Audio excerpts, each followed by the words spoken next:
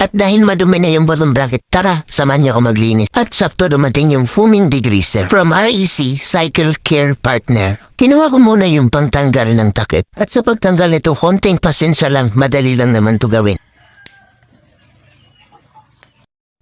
Same lang din sa kabila, ganun lang din yung gagawin. At nakita nyo naman, napakadumi. So tara, lagyan na natin yung mga belt. At mabango siya guys. Sa paglagay nito, dapat sakto lang. Hindi yung konti at hindi yung madami. At ayan po, kusunan tayo sa paglalagay. So ayun, pagkatapos yung nalagyan, ibabad nyo lang ng 2 to 3 minutes. At pagkatapos yung ibabad, gamitin nyo itong brush. Ginamitan ko pala ng toothbrush para maayos yung pagka-brush.